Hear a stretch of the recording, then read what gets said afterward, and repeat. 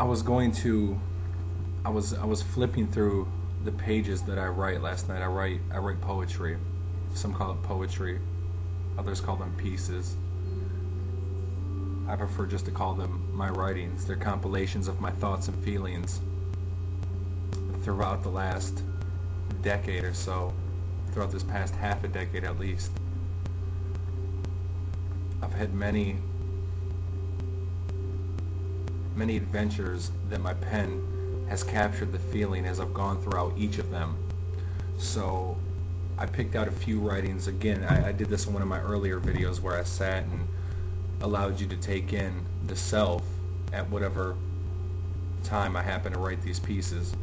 And I was going through looking for writings that I thought maybe would be enjoyable for you, or that perhaps captured what I'm trying to speak on right now. I don't know if I've did that, but the ones that I'm going to read you are all in sequential, all in my newest book. The first of which is called Elegant Desperation, The Collapse of Beauty. I was watching a program on MSNBC. Well, this was written at 9/18/06, so it was either that day or the day before. I believe it was the same period. And I was watching a show. It was about teens addicted to different kind of substances, and there was this one girl named Brittany who supplied me with the motivation and the inspiration to write this piece.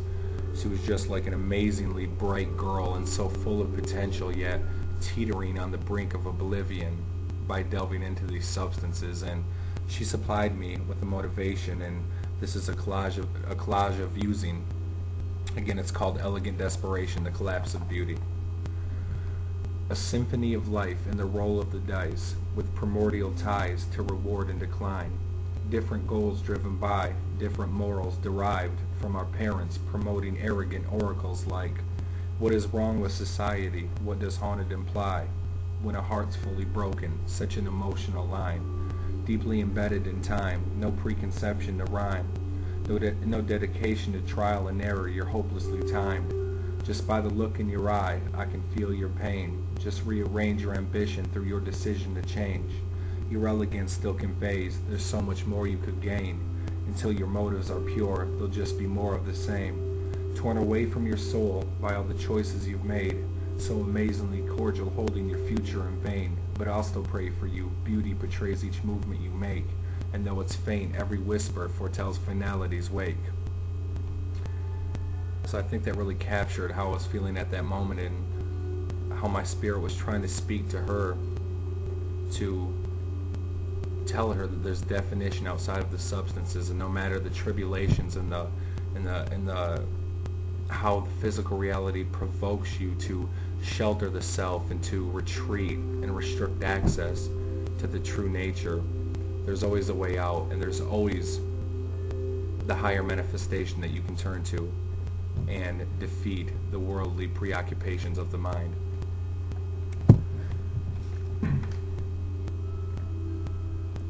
This next one, as I've told you before, I'm attending school for physics right now, and string theory happens to be one of the frameworks in which it's generating a lot of intrigue within the scientific community. So I read a book called The Elegant Universe by Brian Greene, which this writing starts out with a quote by him. The wonders of life and the universe are mere reflections of microscopic particles engaged in a dance fully choreographed by the laws of physics. The fabric of the universe is twisting and turning, while oscillation reverberates multidimensional curvings. This labyrinth birthed our beginnings and superseded our learning. Superstring will unveil the reason fate is occurring. But far from being just trivial, this is highly strategic. Einstein told us that relative time and space would be featured. Quantum mechanics developed, but more confliction occurred, till super theories offset all the chaos amped in the world.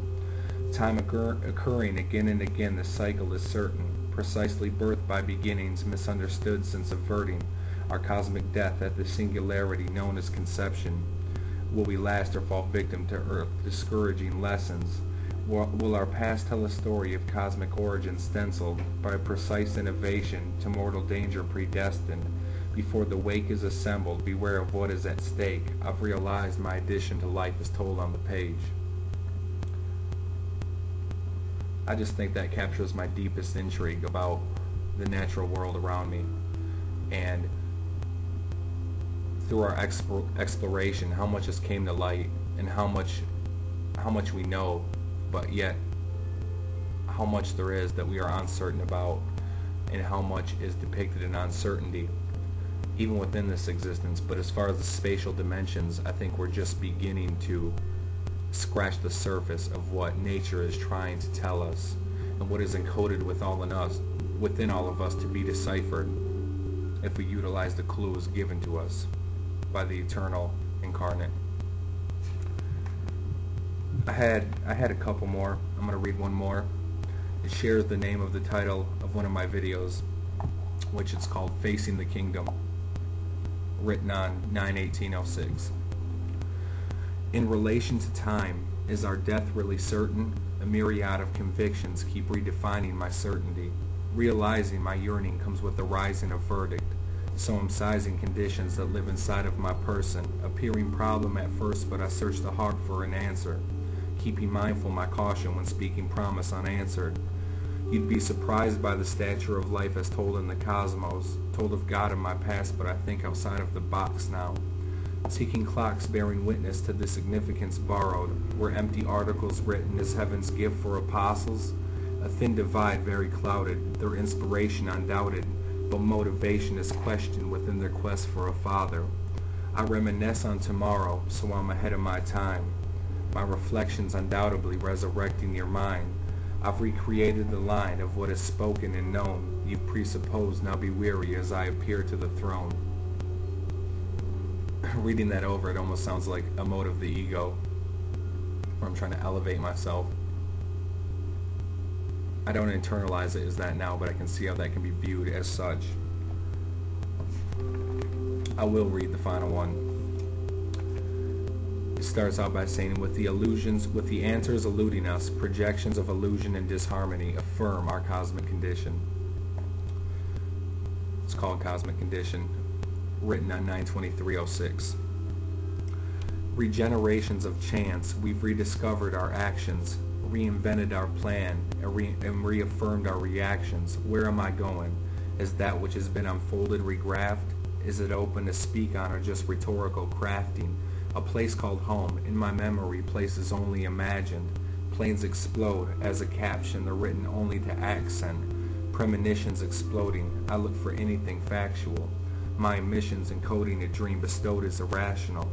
Astral coding, remolding my thinking, yielding strands of conviction by oppositions continually added. Pay no attention, my motivation was given by God. Not the deity worship, but rather essence at large. I channel charters of vision that ride the waters of space, over knowledge and breaks of power that brittle the wake. This brittle day stands in judgment in different theories of man, with every answer recalled in escaping rivers of plan. So that's just a piece of me, an offering for the collective. I hope the message was given to you as I felt it at the moment.